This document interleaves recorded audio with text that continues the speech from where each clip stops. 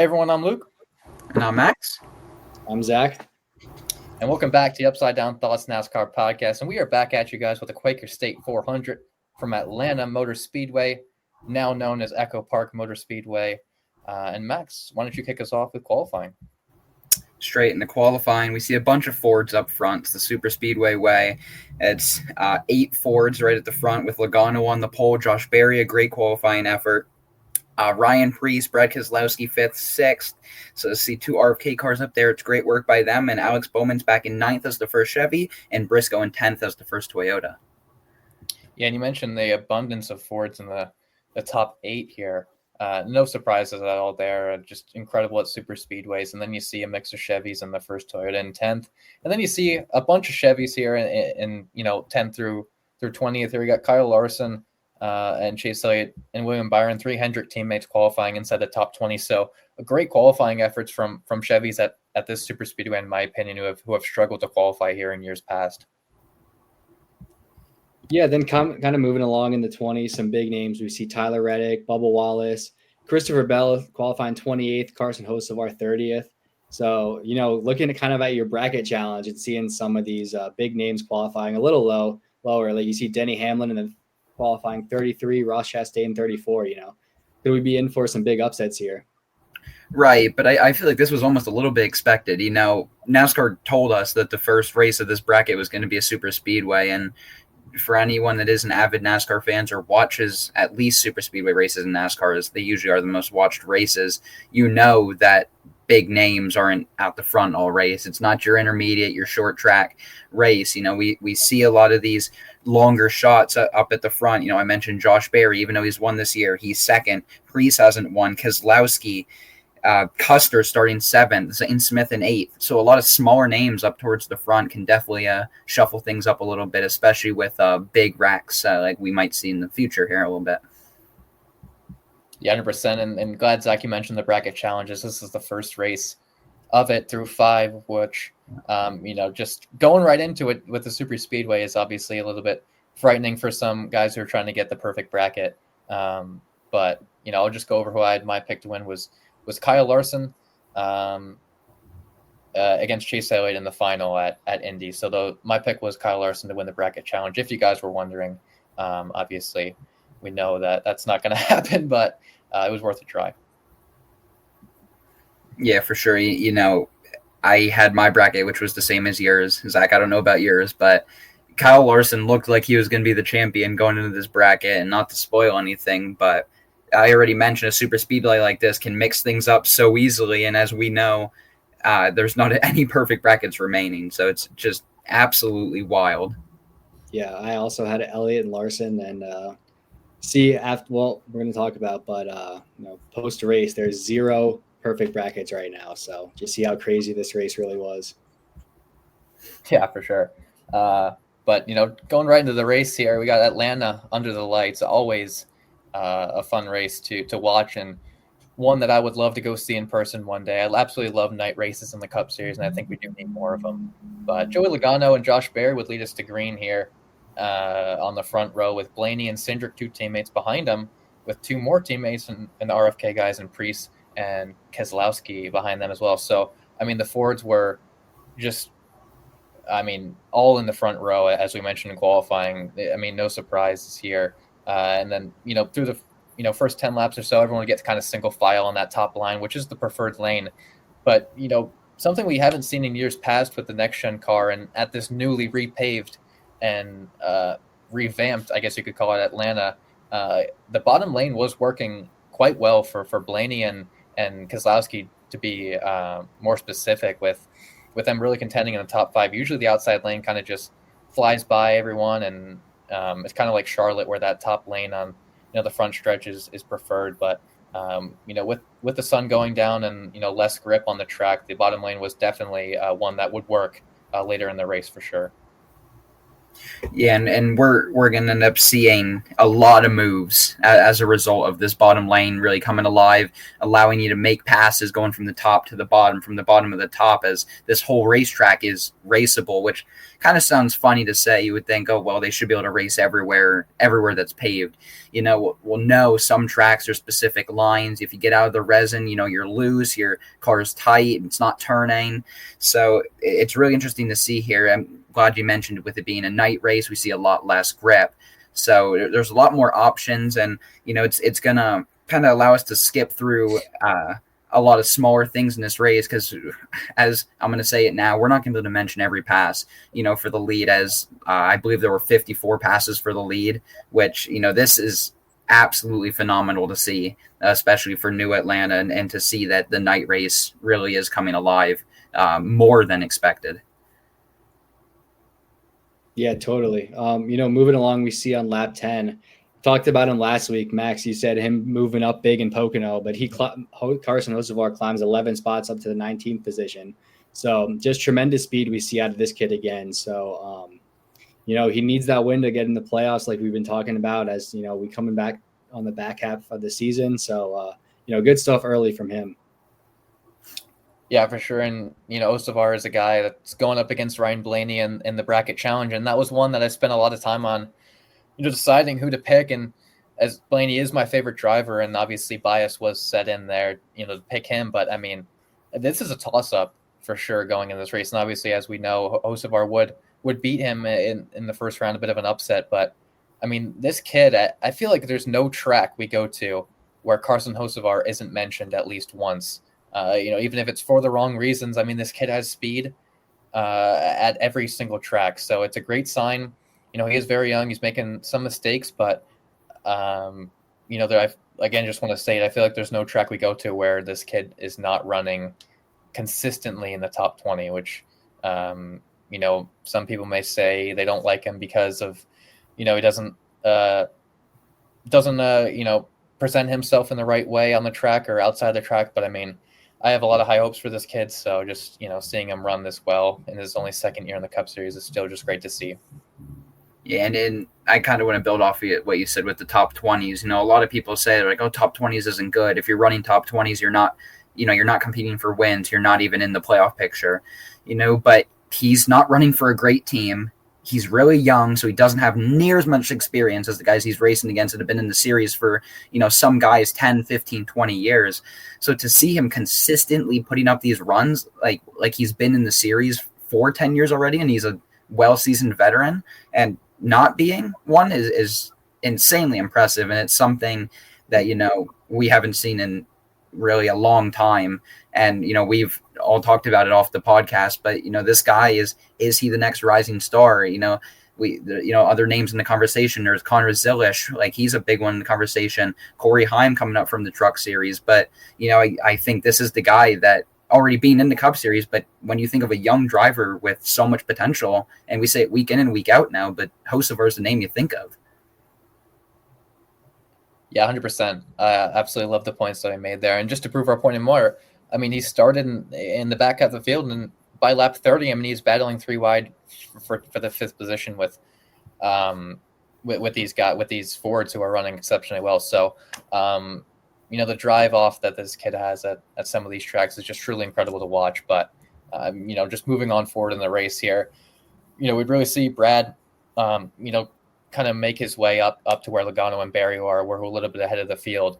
Logano and Barry were throwing some pretty interesting blocks on the outside lane as Brad was, driving the wheels off the car, it looked like, in this first stage. And this was a good sign for any Brad fans or any RFK fans in general. We mentioned a lot these last few weeks about, can RFK, win to get in the playoffs, or can even Buescher point his way in, and just get at least one RFK car in the playoffs this year would be huge. And, watching this race, I could definitely tell, by these first 30 laps that Brad was going to be a problem all night long. Yeah, and you mentioned the RFK cars, right? We knew going into this race that the RFK cars were, they were going to be a big topic of conversation. They always bring speed to the super speedways. Being Fords, that's an advantage in themselves, and with the team owner being Keselowski, and him being a merchant at these tracks, so to say, that this team, all three of these cars should be competing for the win. And Priest will end up having kind of an up down day, but Keselowski and Buescher, we're going to see them fighting up front all day. So to see finally a good run consistently for this whole team, and this team, they get going in the right direction, and that's gonna be like a boulder going downhill. You're not gonna be able to stop it. Yeah, I want to take this off on a little different direction quick. I want to ask you guys a question because you guys have been watching NASCAR longer. I don't know if you guys heard, but it was today that RFK's president left to go take a job at North Carolina for one of their athletic directors role. So I want to just ask you guys, because as a new NASCAR fan, how big of an impact do you think that's going to play, at the end of the years, the end of the rest of the year coming up, and, even into next year with just the 3 RFK cars that are out there right now? Well, this is kind of news to me. That I didn't even know this happened. But I can tell you right now, I don't really think it's that going to be an issue because their owner's Brad Keselowski. And if there's one guy that I would want to have as an owner, it probably would be at the top of my list to have him. So obviously the president is kind of the one that gets to the sponsors and, figures out, who to maybe put in the car and what goes on with everything outside of the track. But I don't think it'd be too much of a problem because of their owner and how much how much skill Brad has and how much knowledge he has of NASCAR in general. But yeah, that's definitely news to me. I did not hear that today. Yeah, and you mentioned sponsors, Luke, a big thing that comes with the president, but I don't think sponsors are a problem for this team. They have great sponsors, and, especially with another guy in the seat up at the top above Brad, or, co-owning with Brad, he got Jack Roush as well. It's another big name, so he'll bring in sponsors and, of course, money, and especially with the direction RFK is going in for, other sponsors that might be seeing that, or even, I should say, just people in the racing world that are looking for a job, like other people that might be working racing operations for other teams and might be looking for a higher position with another team. I think that's the perfect spot at RFK, and that's a team that I think even with the vacated spot, I don't think that's going to be a problem, and I think RFK is just going to keep going the way they're going right now. Yeah, I 100% agree, but getting back into the racing, this is kind of the point where we see the rain come in and the caution would fly for inclement weather. And they would pull down pit road as there was a little bit of lightning in the area and rainfall as well. So unfortunate to see. I mean, the racing was brilliant so far. Really passing was all over the track. Maybe not for the top 2 cars with Logano and Berry, but further on back in the field and even in the top 10, the passing was adamant and the passing was there. So it's obviously good to see, as grip was a little bit of an issue, and that obviously leads to more passing and more big moves. So I was loving the racing so far. So I was upset to see the caution, but nothing would really end up happening of it, as we would get restarted decently quickly here at Atlanta. Yeah, just a little Atlanta rain shower, but we get back to green shortly after. I think it ends up being about a half an hour rain delay, not even. And just as we get back to green, we run about 10 laps, and we end up seeing our first caution. So I'll let one of you take it from there. Yeah, and I'll just say a few words on this. This was a pretty interesting one here. We kind of see Bell and from the Larson running that top side, or that third lane, I guess you could call it, if there even is one here. And he gets just kind of loose at a 3 entering 4, or kind of in the middle of 4. And obviously Larson would have to check up, and Allmendinger as well would have to check up. And then, just all hell breaks loose. And, the 3 did a great job checking up, and then just caught Ryan Blaney on that apron and sent him up into the wall, and obviously would end his day. But the field did a good job slowing down behind them. Don't want to be a Debbie Downer, but of course my guy has to get the worst hit of it. But this is a bit of an interesting rep for Atlanta. I usually don't really see too many guys out of on the high side get loose like this. So you can definitely see, like I said earlier, the grip was an issue for some drivers who were all saying that their cars weren't handling too well. But just a tough one to see, as Blaney is my favorite driver. Yeah, I think we saw 50 laps in already, a lot of people's brackets being busted already, especially with Blaney being done for the race. So just a tough one there, especially for Luke, since you're a Blaney fan.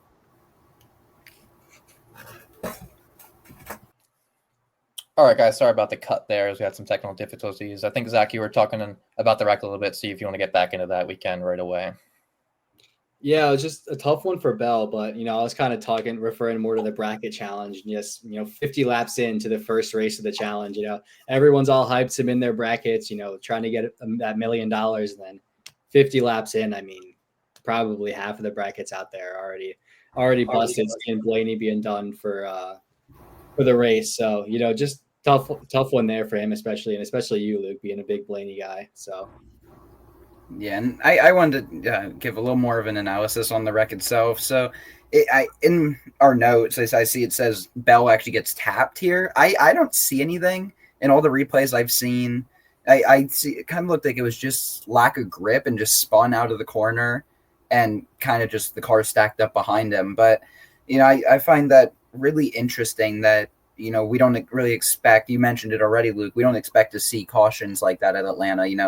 If there's no one behind him, this is just a single car spin, and we're going to end up seeing more throughout the night.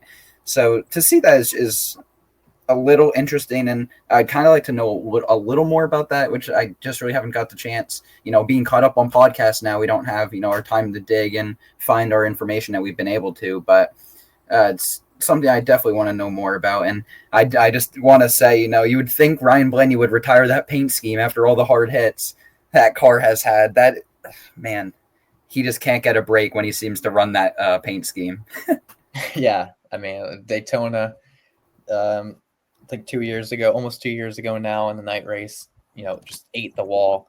And here again, I think a couple of the races in between. So that paint scheme is just complete bad luck for him, which would obviously mean Hocevar, like I mentioned, would beat him. This is kind of the first confirmed win that we'd see in the bracket challenge. So Hocevar moves on to the second round, as Blaney would obviously have to retire that car. And with that wreck would be the end of stage one, or the conclusion of stage one, with Austin Cindric winning, with Brad Keselowski in second, followed by Joe Logano, William Byron, and Carson Hocevar, with just an unbelievable drive to get that car into the top five in this stage from where he started.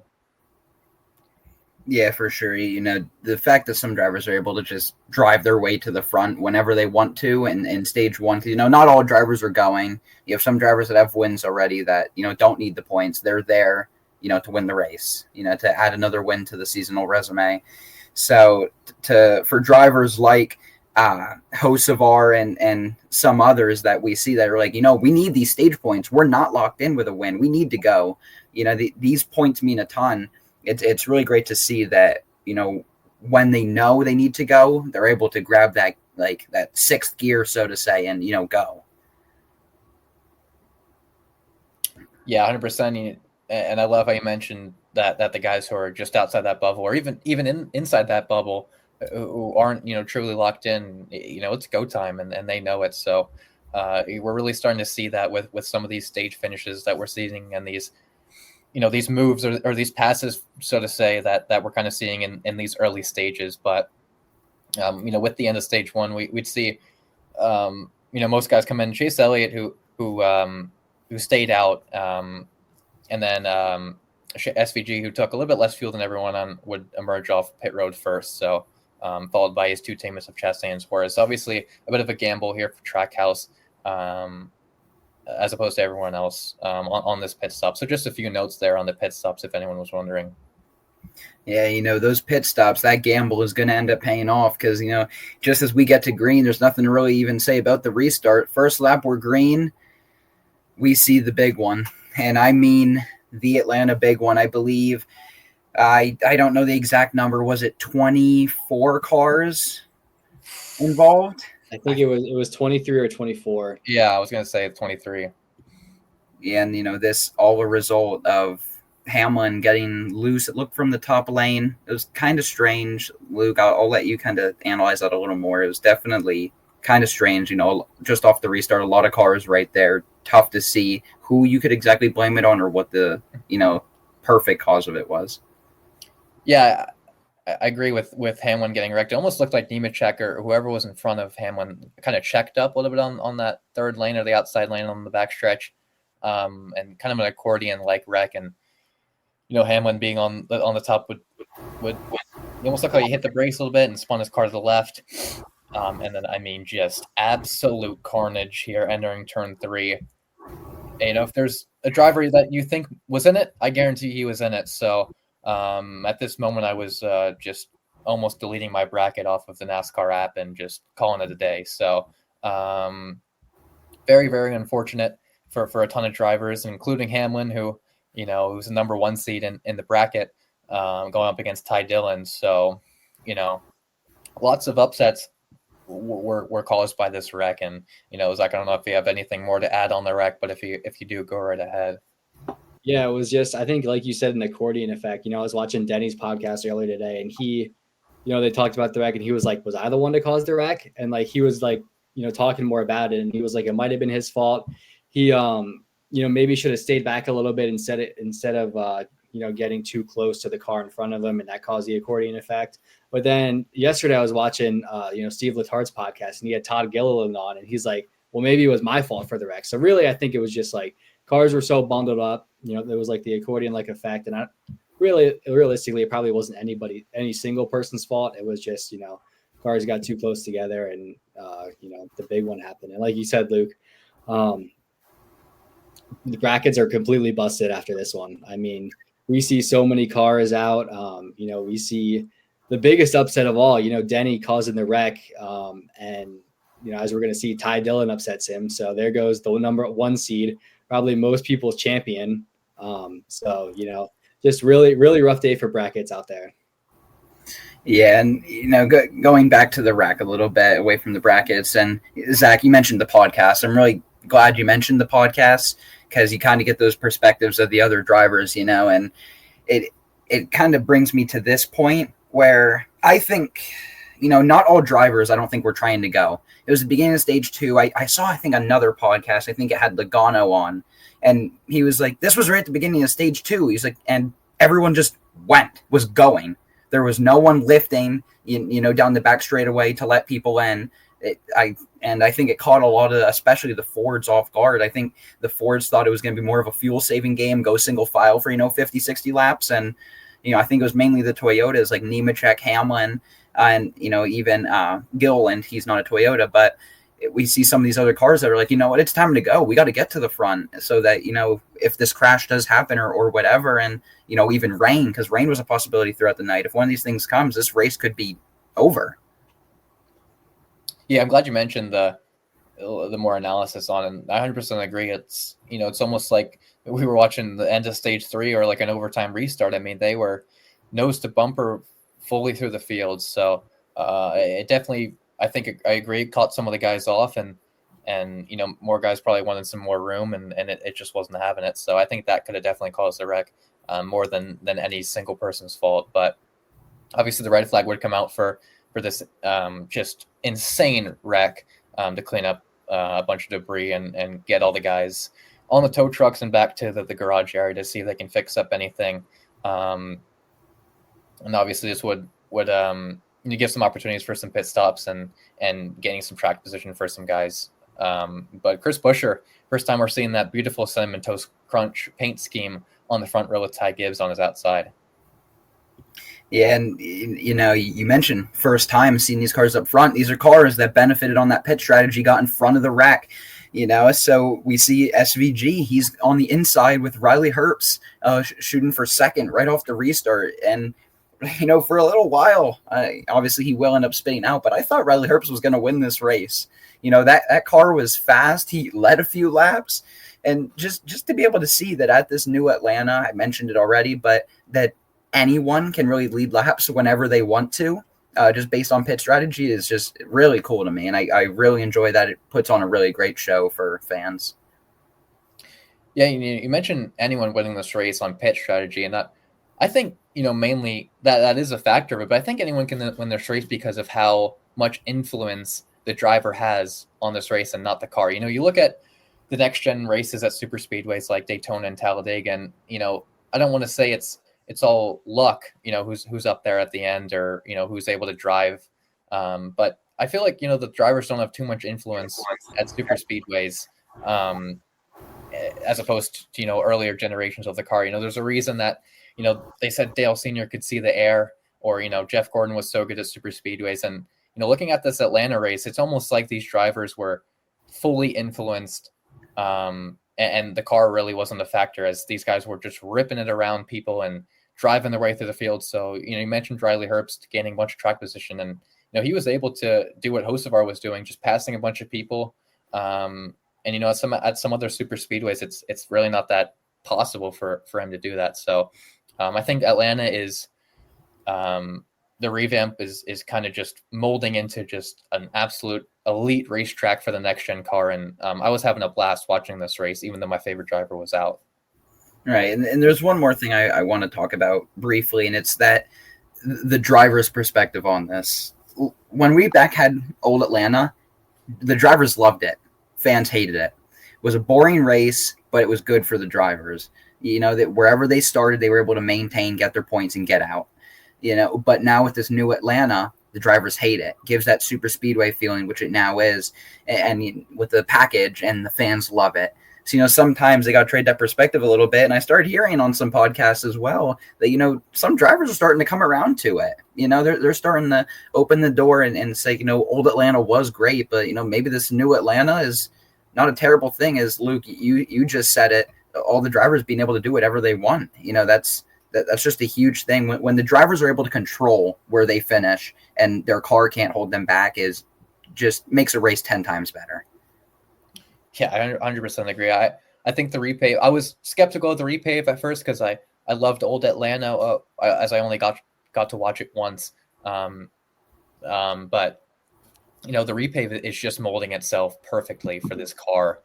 And looking back on a podcast like Pocono, where air was the main topic, I mean, air was, besides from that, maybe Chris Bell wreck, which kind of got the air cut off him, air was not a problem here for drivers. As the runs these guys, that we're going to continue to talk about later into stage 3, the runs these drivers were getting and the passes they were making.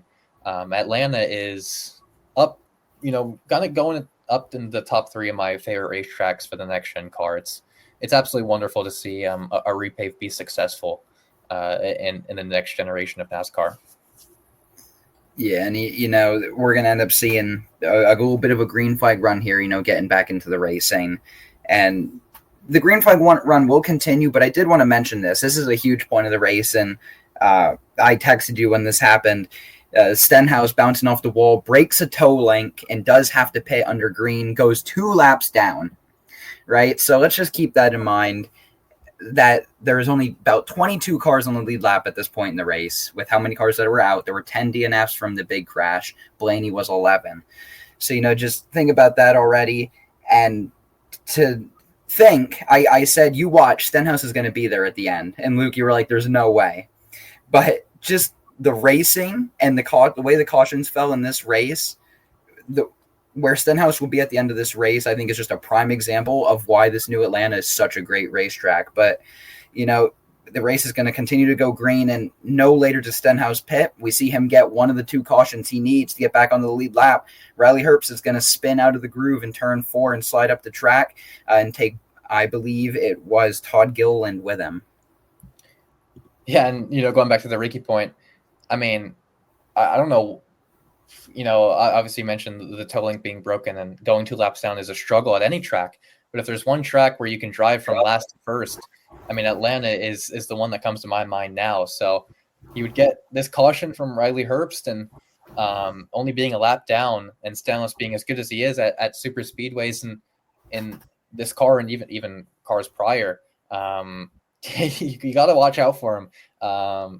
And some people have mixed opinions on him, but I feel like at any even 2 mile track and above, he's a threat. So I was kind of eagerly waiting to see if another caution would come out, which obviously it would. But Just a tough break for Todd Gilliland and Riley Herbst, who was running so well. Just to spin on the front stretch is not what you want to see for this 35 team who desperately needs obviously a win, but a top 5 finish wouldn't hurt either. Yeah, just for momentum, top 5 is huge, but points don't matter to this team, and it's not because they have wins and they're locked in. It's because they're so far down in the points that they weren't even in the bracket challenge. Only the top 32 drivers making the bracket challenge. So a win with we've talked about kind of the quote unquote skewed playoff system that if this car wins, it's a playoff car, but just heartbreak for Riley Herbst about halfway through this Atlanta night race. Yeah, obviously win is the main thing that they are concerned with right now, as they don't have a single car or locked into the playoffs as Wallace, and I think Wallace is just out of the playoffs, but Reddick is comfortably in that points playoff. As long as we don't have 16 winners. But moving back into the restart, we see Tyler Reddick and Alex Bowman, who I just mentioned there, get us to green. And now, talking about Bowman, who we're going to talk about a lot at the end of this podcast. Here's where we kind of see a Chevy leading us on the front row for the first time. We've seen the Fords, but more importantly, the Toyotas were just elite this race. At a track that they've struggled at since the repave. Just good to see that Toyota is really getting some good information from the previous races and being able to run up here in the top 5 is something we really haven't seen yet for this Atlanta track. Yeah, I kind of heard all week, how dominant the Fords were here. How dominant Penske was, and that was kind of unfortunate for Penske there. A lot of those guys got caught up in the wrecks. But, even seeing Hendricks and the Chevy guys, Bowman and Elliott, they were fighting for the lead pretty much the entire race after, the big wreck happened. So, it was kind of interesting right there, just, seeing them have the same speed as the Fords. And it was just, basically all of stage 2 was just such a fight for the lead. And I was on the edge of my seat the entire race.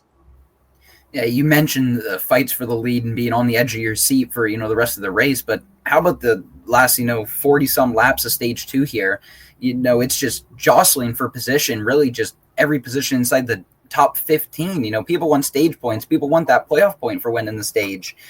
And, we're going to see all these great battles. And I don't even think we should waste the time to mention all the passes for the lead, which I said earlier. But it's going to bring us down to the end of the stage. Tyler Reddick versus Chase Elliott right at the stripe. Tyler Reddick is going to beat out Chase Elliott by 1,000th of a second. That is just incredible. And this race just continues to not disappoint.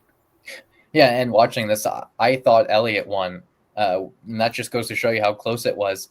Just a brilliant side draft off of 4 and into the front stretch, and Elliott gets right alongside of him, and Tyler Reddick just beats him for that one playoff point, which is huge for that team and that 10 stage points. But man, a wonderful stage, and we're not even in the last stage of the race. And just I just want to go. I'm not going to mention all the passes, but Zane Smith, Chase Elliott, Tyler Reddick, Chris Buescher, Eric Jones. The list goes on and on and on of cars that were up here running well, and there wasn't a guy that was leading for, I feel like, more than 5 laps. And, looking back on these last 2 or this last stage in particular, I had no idea who was going to win it coming to the line until they did cross it. So, a great drive for guys like Zane Smith, who was running up there confidently, and Chris Buescher, who was comfortably in the points, but obviously I know for a fact he does not want to be point racing with how that went last year. So, great stage points for all the guys, and a great win for Tyler Reddick to get that playoff point. Yeah, I just want to add on one thing with the stage points. We also see Bowman and Jones, big stage points there, motivation and momentum going in the right direction. They're both, well, Bowman, he's looking good on points after this race, but if we get some more new winners here, especially with the road courses are wild cards at this point, and then Daytona as well, Bowman's got to think that he's going to need to get a win with where he's at right now, where he's really going to need to put it in the high gear with the points. And Eric Jones is just a big step in the way, and see if he can put that, that 43 car in victory lane, possibly at Daytona, or, maybe even somewhere else. That car, we've seen some, mystery good runs, the past month or two. You know, he had a great run at Michigan. So there's tracks where that car is definitely in the hand to win the race. Yeah, I 100% agree.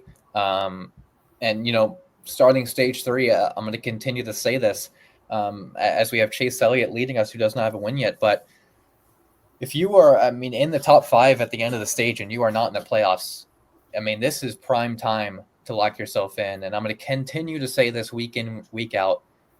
Stage 3 has to be perfect. Pit stops, driving, crew chief pit stops calls, spotting, everything. No mistakes, easier said than done. But when, how tight the playoff field is right now and how many guys are contending for that final spot or those, final 3 spots, you have to be perfect because, with how many teams there are that are finally moving up in the rankings and finding their foot with this next gen car, I feel like we're gonna have 16 winners. I really do with how many guys are, who need a win and who are going to be up here for these last few races of this regular season. So continue to say it. Pit stops are your most important thing as we see Chase Elliott lead us, the hometown kid, to green.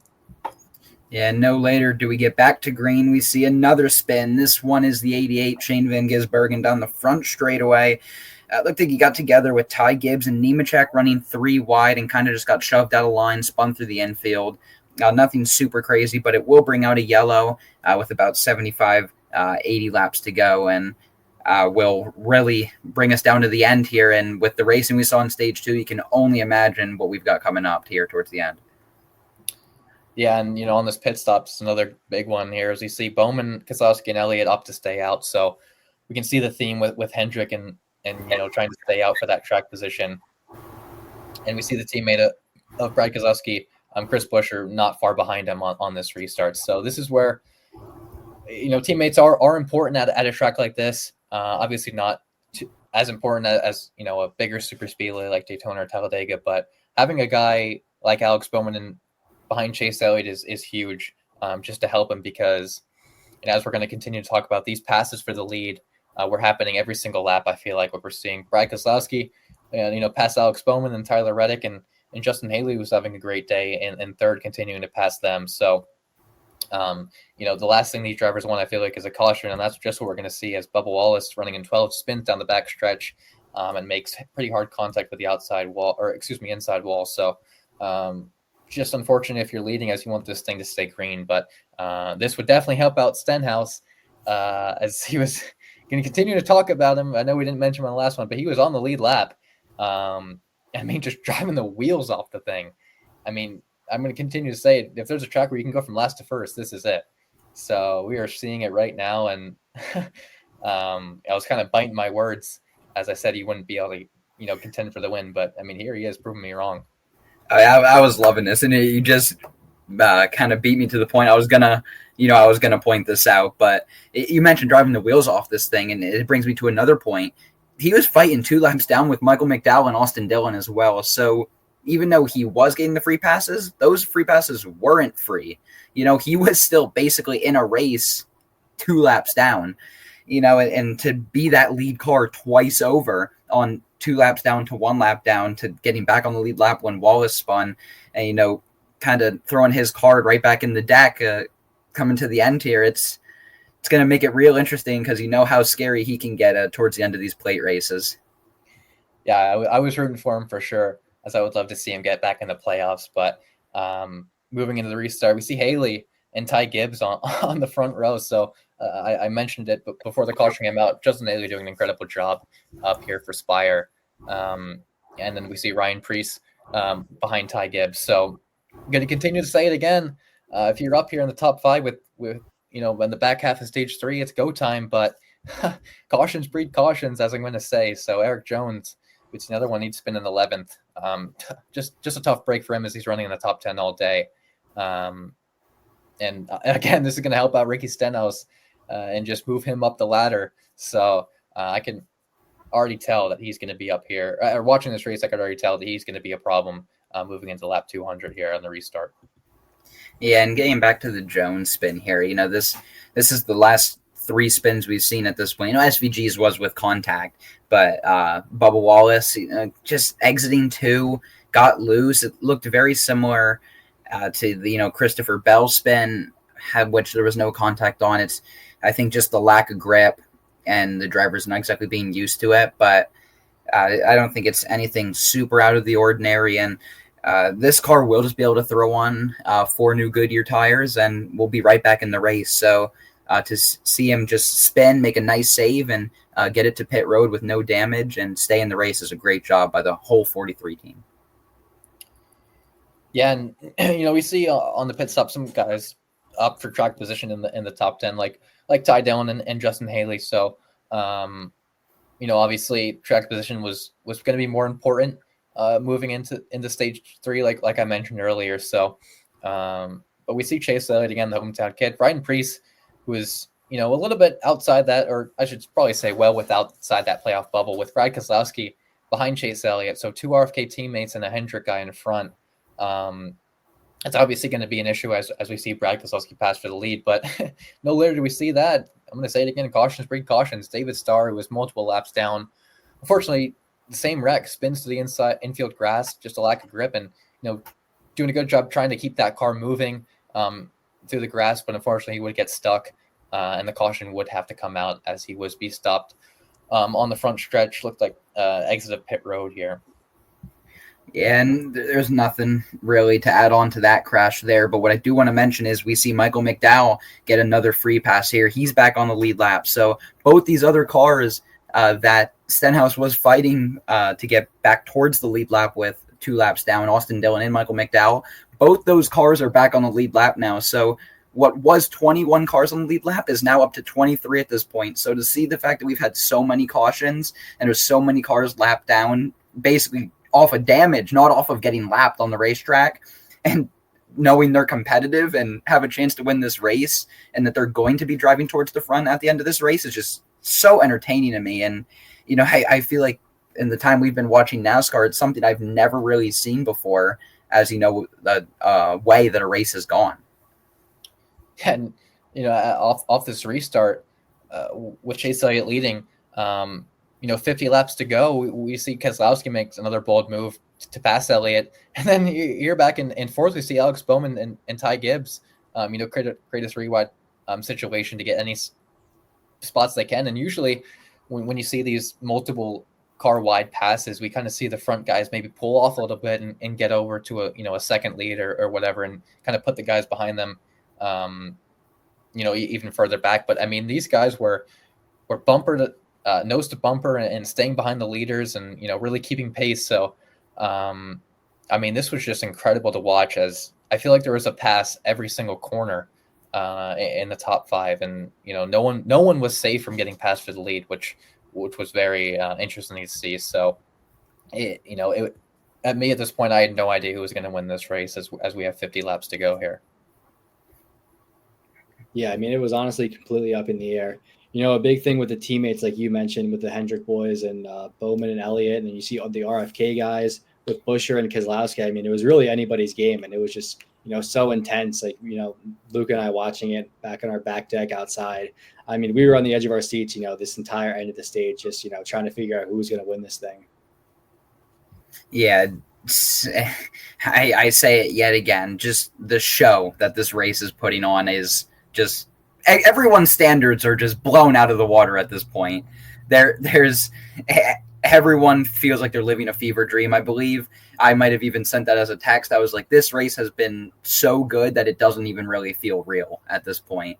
And, we still got 40 laps to go at this point. And no later do I say 40 laps to go. We get to 30 laps to go, and Justin Haley goes for a spin on those new tires, gets together with Ty Gibbs, spins to the infield, and will be okay, makes slight rear end damage after a pretty good save attempt. And it could have been a hard hit, and he did a great job of, just rubbing the back end of the car on the wall. But this really will bring us into the nitty gritty here, as I like to say, last little short run of the race for the race win. Yeah, and as Haley spins, just my notes, it's reported that 36 of the 40 cars has been collected in accidents. So I mean, just unbelievable as how many things, could go wrong for drivers, but they're still out here. And, we got about 20 laps to go off this restart. So this is where I'm going to say it again. This is go time. If you don't have a win, this is absolutely your time to put the clutch factor into your car and drive the wheels off of this thing for a win. So obviously the pit stops here were incredibly important, as we see a bold move where Brad Keselowski and Chris Buescher stay out with Chase Elliott and Alex Bowman. So two sets of teammates there, going to be on this front row. And obviously, I'm not a driver or a crew chief, but I would have gone in here to get fresh tires, as it obviously wasn't a problem getting up here in the top 5 with track position. So if my driver was up here, I would have thought fresh tires was the play here. As Zach was being a Buescher fan, your guy was up here. What are your thoughts on the nose tires call? Obviously his teammates in front of him, so I think it was an RFK call to stay out. But obviously with how Buescher's race went, would you like to see him put on tires or RFK put on tires? Would that have helped him? Interested to hear your thoughts on that. Yeah. Watching the race, it was I didn't really understand the move. I thought, putting on tires, especially as we see the next couple laps, I mean, he fades so quick, as soon as the restart happens.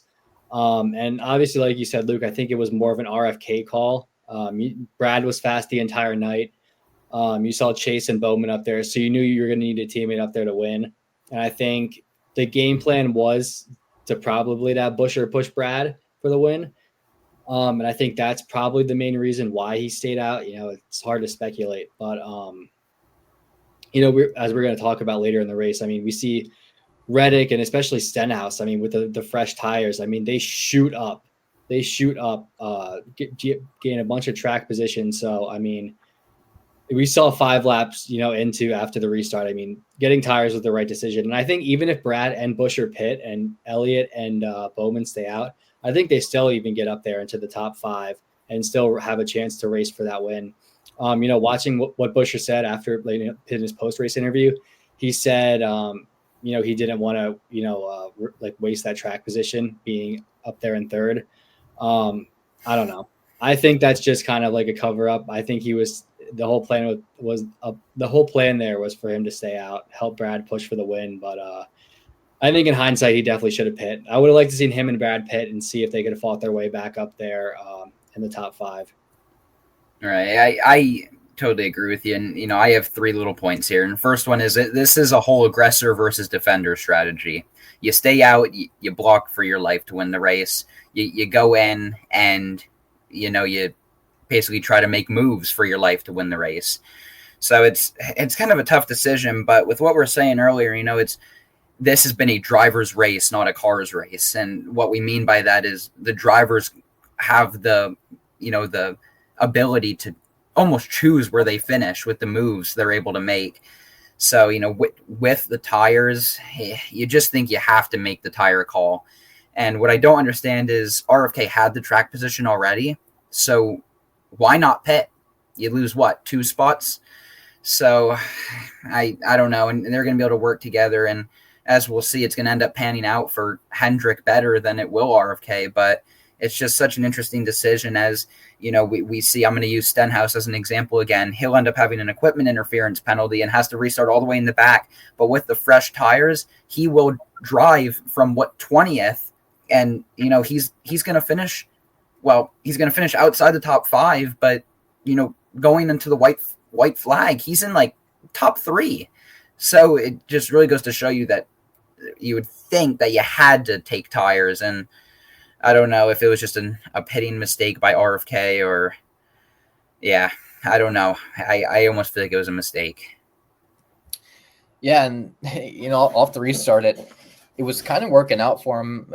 As Zach, you mentioned Buescher faded pretty hard off the restart, but Zane Smith, an alliance teammate of RFK, was still up there with Brad, pushing, around Hendrick and passing Bowman, and Bowman would pass them back, and Keselowski would get out to a little bit of lead, then Bowman would come back and pass him for the lead right back, and kind of get single file for a little bit. But just not having your official teammate of Buescher behind you obviously was a struggle for Brad, and having Bowman and Chase Elliott, 2 5-star guys at Hendrick. I'm just going to skip over a few of the not that important passes, but I mean, it was obviously going to be an issue. And we see Ricky Stenhouse even up here, another Chevy guy. So just kind of adding fuel to the fire for the forwards up here. And, Ricky was making a bunch of moves, getting up into second behind Zane Smith. So obviously I figured he was going to get up there in the end. It was just going to take some time. But, he would challenge for the lead with Bowman and Smith, and Reddick even behind him would be challenging for second. So you can definitely see the forwards fading moving into, about 10 laps to go here. Yeah, and coming into the final 10 laps, it's going to be strength in numbers. With the super speedway, it's going to be all about pushing. And we can count, they're out of the cars that are competitive in the end of this race. We see 3 Chevys. You see Elliott, Bowman, Stenhouse. You look at your Fords, mainly you see Keselowski, Buescher. And then you look at your Toyotas, you see Reddick, Gibbs, who are kind of sitting in the back of this lead pack, just not great pace after they both been through it, right? But you see how one car is going to make the difference here. Even though Stenhouse isn't a teammate to Hendrick, being with Hayek, it's still Chevy, so they are basically told to work together, and those Chevys are going to dart towards the front with 7 to go. Stenhouse is going to take the lead, and even though he will be repassed with Keselowski with 6 to go, those Chevys are going to line up again, coming towards the white flag here. Yeah, and Alex Bowman and Chase Elliott, like I'm going to keep mentioning again, just absolutely driving the hell out of the thing, and passing Ricky back for the lead. But in the final lap here, we would see obviously Brad, lead us, and then with Chase Elliott and Bowman being teammates, I mean, on the white flag here, I mean, they would just blitz by him, and Alex Bowman was a huge help to get Chase Elliott clear into the lead and coming to the line. Chase Elliott, hometown kid, would beat Brad over a tenth of a second and lock himself into the playoffs. So just an absolutely clutch win for Chase Elliott at his hometown track. A special night for him in that paint scheme that he had. And, feels good to finally lock himself in the playoffs and get that win as that Texas race, or that win was starting to get a little bit too long for the Chase Elliott fans. So, just a few points I have to make for Brad. He didn't really look like he kind of wanted to block Elliott. I thought Brad, being aggressive, that he'd maybe throw a block here off of 4, but nothing would come of it. So, still a third place finish for Brad. Great momentum, but man, a win would have been sweet for that RFK team to get in. But Chase Elliott put the clutch factor in, and he had it all night. The car was wicked fast, and happy to see him get into the playoffs because it's good for NASCAR and it's good for all the fans that he has. Yeah, and first thing I got to give shout out to Chase, finally locking himself in, being a Chase fan. It's great to see. You mentioned Texas was feeling way too long ago. It was getting a little victory lane sick. So to see that 9 car back in victory lane, especially with the great leukemia paint scheme, that's really awesome to see that car go to victory lane. But you mentioned Keselowski blocking, or why didn't he? And I find this as a scenario where if this was 5 years ago, I think Keselowski goes for this and wrecks him and Elliott, and Bowman wins this race. However, I think with him being an owner now, he has a wife and kids, he's getting older, and I think he has the respect for the other drivers. He says he set me up well, he's going to get it, and there's nothing I can do about it. So the fact that Brad isn't willing to crash his car to, put his car in a possible chance to win the race is just really nothing but respect for Brad. And, as much as people have strongly disliked him in years past, he's really becoming one of those guys that you can't hope he doesn't win a race sooner or later. Yeah, I 100% love that point, and it kind of brings me into the point that I was going to make. I think he's almost more worried about getting good finishes and good exposure for his sponsors more than he's, out there to win a race. And that's not saying that he doesn't want to win. Obviously, he wants to win this race badly. But I mean, when you have 200 guys it's basically like you're a 2v1 against these guys, and they just use the power of friendship to just blitz by him. But I mean, he got a top 3 finish for RFK, and hopefully that gives some momentum to his 2 teammates in Priest and Buscher, and I think that's all he cares about. You just getting good exposure for the team, running good races for his sponsors, and ultimately being a family man and a great owner. And obviously that's a tough pill to swallow for some people who've either liked Brad or had a strong hatred towards him. But it's a new era of NASCAR, and he's done a great job adapting into this owner lifestyle. Yeah, for sure. And, he had one quote right after the checkered flag waves and Elliott won. He says, and Zach, this is almost pointing at your guy. He goes, "I just needed a teammate." I mentioned it strengthened numbers there in the final few laps. And, I think if those RFK drivers, if they take tires, I think you either see the 6 or the 17 in victory lane. Yeah, I was actually just going to make that point. Yeah, I completely agree. If they got tires, I think it's probably a different story. I mean, props to Hendricks and Chase Elliott. I mean, an incredible race by him, and to win in his hometown, especially with the paint scheme he had. It just set up for that, picture, perfect storybook ending. And, I was really happy to see that. But yeah, like you said, Max, I think if they take tires there, it's probably a different story.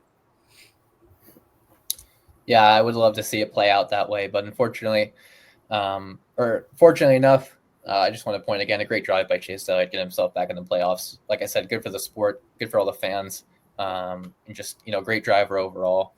Who still has that 20, finished every single race inside the top 20, which I think is just I feel like not many people even find that stat cool, but I think that's incredible. Hopefully, he can continue that all season long. That'd be like one of the craziest stats I've ever seen, but. Moving into the race results, I'm going to do a little bit differently. I'm just going to go over some drivers in the field that I thought were willing of a mention. And if you guys want to add your points into some of your drivers, you can. So obviously Chase Elliott, I'm going to mention. I just did incredible drive, and Brad Keselowski, I just want to touch on him again. I mean, he got the second place. He really can't complain. A top 5 for the team, and hopefully that gives some, confidence and momentum for his other 2 teammates, like I said. But, we can only hope. Eric Jones in 5th, and Ricky Stenhouse just behind him in 6th.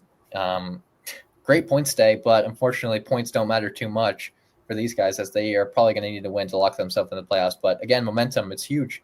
A lot of people don't think momentum factors into NASCAR. 100% does. So hopefully these guys, along with Zane Smith, can string together some great finishes. And then, last guy I'm going to mention here for a little bit, Ty Dillon completes the March Madness upset, you can call it. He beats Denny Hamlin, and they would have a funny post-race interview as he, would throw some shade, or, all in fun jokes. But, incredible drive, as he was in front of Hamlin the whole day. So it wasn't by luck. He just he wanted it, and he's going to move on to the next round, going into the Chicago street race here. Yeah, and moving a little further down the list, Buscher slides all the way back to 9th. It's just a tough ending for him, and 11th, we see Connor Zilisch, who even knew this guy was in the race, runs silent the whole day and finishes his 3rd Cup race just outside the top 10. So a phenomenal job there. And it brings me to another point, as we just heard news today that Daniel Suarez will not be returning to the 99 car at Trackhouse Racing in 2026. And I want to ask you guys, even though we talked about this earlier off the podcast, will Connor Zilisch be that replacement in the 99 car for, Justin Marks and his Trackhouse team? Yeah. Yeah. No, but yeah, I mean, Luke and I talked about this morning as soon as we heard the news, and all 3 of us talked a little bit about it pre-pod. But Suarez gets kind of booted out of the 99 car. For me, I kind of see it as, the perfect opportunity for Connor Zilisch to take over. I know, Luke, we talked about, you said he's really young, and, he could kind of pull what happened with Ty Gibbs, and they put him in the Cup Series a little too early. And, he's so young already and so good in the Xfinity Series. You don't really want to ruin the kid's career. But, I just don't really see another move that Trackhouse is going to make. I think they kind of have this, perfectly lined up for him to take over. Yeah, and just brings me to my point. I agree. They don't really have another option. as time is running out before, as crazy to say, before next season even starts. So I think he is the number one guy to go in that car, but man, he is so young, and I don't think he's ready. I know he got a top 10 finish, but look how many guys were DNFs. So I don't know. I mean, you look at Ty Gibbs, you look at even Noah Gragson, who has an incredible Xfinity season that one year, and goes into the Cup Series and doesn't do the best, but obviously the teams that he on didn't help. But I think that what they did with Hocevar again was perfect. He had the right long truck series career with Nice Motorsports, and he goes to the Xfinity Series and does well, and then he gets his Cup Series shot and he proves himself. So I just really hope that the lights aren't too bright for Zilich, and doesn't kind of run how Ty Gibbs is kind of running right now, or you look at Nemechek, who is kind of coming to his own, but the first season, I just really hope that doesn't happen to him, and kind of not waste his potential, but waste a season in his career and lose a ton of confidence as he is. I mean, I think he's like younger than I am. I think he's around 18, 19 years old. So, yeah, I agree that I don't think there's another guy that's going to be able to get the shot, and I wish the best for him if he does get that ride. That's an elite car to go into, and a ton of praise for Suarez, as I want to mention. Did all he could. He had some great wins and great memories in that 99 car, and I hope he gets a shot in the Cup Series. I really do. I think it's great for the exposure for Mexico, and he obviously was a huge influence going to that Mexico City race and down there, and has been a huge ambassador for the sport, and it's been a lot of fun to watch. So I hope he gets another ride. But yeah, that's pretty much all I have to say on the Trackhouse move today. Yeah, so I'm just going to continue going a little further down the leaderboard. We see AJ Allmendinger is going to knock out Michael McDowell in that bracket challenge with the 12th place finish. I know that one definitely hurt my bracket there, as I had McDowell all day. Those Spire cars are usually fast at the super speedways, but when there's a 24 car crash, it can really change everything. And going a little further down the leaderboard, we see Cody Ware in 13th. That's a great finish for Rick Ware Racing. Is that car, not to throw shade at Rick Ware Racing, but that car is never up front. So to see him, running up with the big dogs, and not racing for a win, but being in that final frame, in that final restart is great to see, and it's good exposure for that car overall. Yeah, and Cody Ware's Rick Ware team who just sold their naming rights and sold their charters to Spire's former owner this week, which is big news. So obviously getting a good finish is the best first impression. And he had the fastest lap for a while at close coming to the end of the race, but Nemechek would take that from him. But just another mention, Bubba Wallace in 22nd, just not the day you need at all with where you're at in the points and what you need to do. You need to start putting a string of top 10, top 15 finishes, or it's going to be another year of, just disappointment. So obviously he had, an interview or he was on something and he said, I'm not going to keep racing for paychecks. So he obviously is a fierce competitor. He wants to win. He wants to be contending for championships, even with his mindset. And needs to start putting some good finishes together here coming into the fall. Yeah, for sure. And that brings me to some other drivers that would have been noted to have good finishes and just got caught up in that wreck. And I just want to run through them real quick with you see Joe Gibbs Racing, Christopher Bell, Denny Hamlin. We see Josh Berry, who started second, finishes 32nd. Chastain, Briscoe, Logano, Byron, Cindric, and Blaney, all these cars outside the top 30. So they're all out of your bracket, and you would think that there's no perfect brackets left, but you would think there's no way there's any brackets that are even close. Yeah, I can tell you mine. I think I got 4 out of the 4 picks right in the round of 16, or round of 16. So not the best, but I mean it's all fun. But I think obviously there was $1 million prize for anyone who got a perfect bracket. And I was kind of thinking this before the race even started. There's no chance anyone gets a perfect bracket. I think NASCAR knew that, and they were just throwing that out there to get some more clicks on the link and make some more brackets. But all fun. I wish nothing but the best of the drivers that are still left. Hocevar, I'd watch your back after the tweet that you made. Your social media person made, because Blaney still does owe you one for the first Atlanta race. So now you got Stenhouse and Blaney on your back going into Chicago. And, Blaney was on Door Bumper Clear, another great podcast. And he said he's just going to ship him in one of the corners and just kill his car out. So not the guy you want on your back, along with Stenhouse. Very, very aggressive drivers and very emotional. But good luck, I guess. Yeah.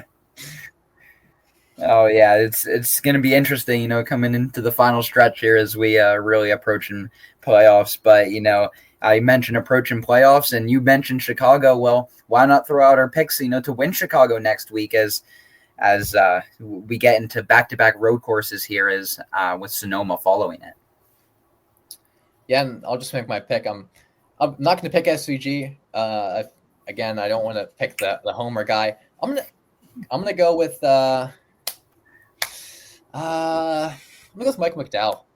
I just have this weird feeling that he's going to win the road course race this year in just outstanding fashion.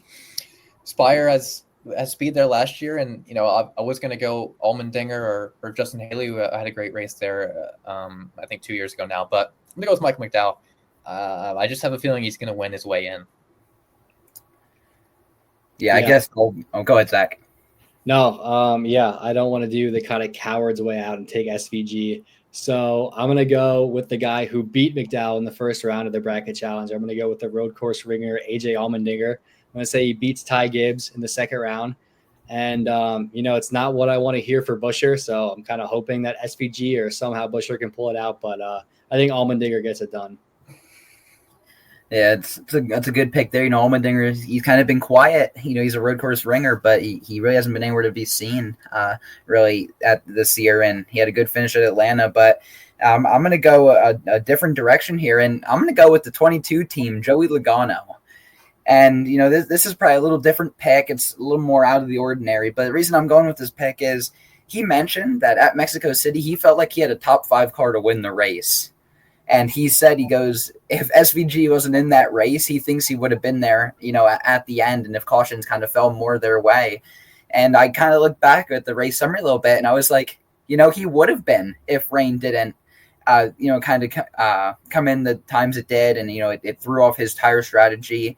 But I'm going to pick him for Chicago, as this is only the third Chicago race, so the drivers don't have a ton of experience, and, I can't just be boring and pick SVG. And I feel like Logano is probably one of the better picks, and it's kind of more of a sleeper along with possibly Allmendinger with how he's been running as of late. Yeah, great picks overall. I was thinking one of you guys was going to say Larson or somebody. As he's been struggling a little bit, hasn't led any laps in the last 5 races after Indy and the Coke 600. So, but great picks still, but. Another great podcast here. I had a lot of good information at Atlanta, of course, in case you guys missed that race. Hopefully we gave you some more information about why the race was what it was. And, obviously one of the better next-gen races I've ever watched. So hope you guys had fun listening to the podcast. And we will see you guys next week for the Chicago Street Race. See you, everyone. Thanks, guys.